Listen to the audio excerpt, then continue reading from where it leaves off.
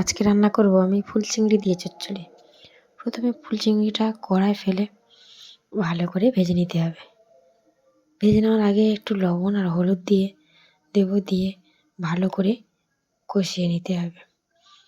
ফুল চিংড়ি যে জলটা উঠবে, জলটা ভালো করে মেরে নিতে হবে, শুকনো করে ভাজতে হবে। ভেজে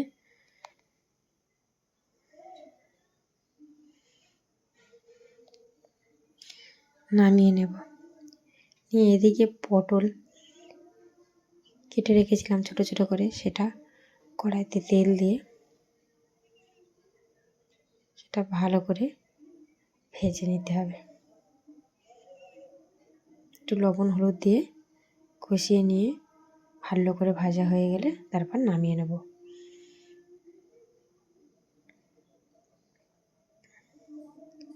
তারপর আবার কড়াতে একটু তেল দিয়ে পাঁচ ফোড়ন দিয়ে দেবো, দিয়ে কেটে রাখা সবজি দিয়ে দেব।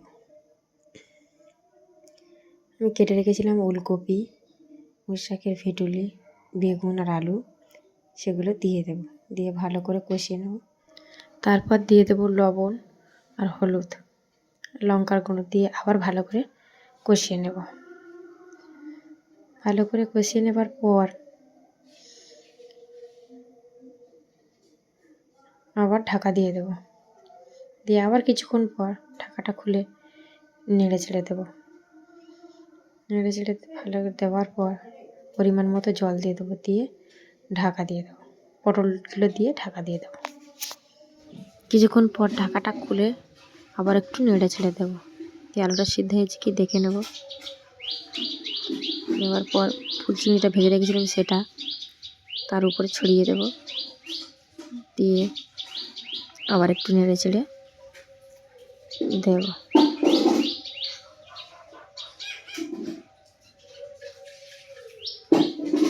যেহেতু অনেকটা জল রয়েছে তাই আর আমি ঢাকা দিলাম না। নেড়ে চেড়ে দেবো বারবার, যাতে তলাটা না বসে যায়। জলটা শুকিয়ে গেলে তারপর আমি নামিয়ে নেব।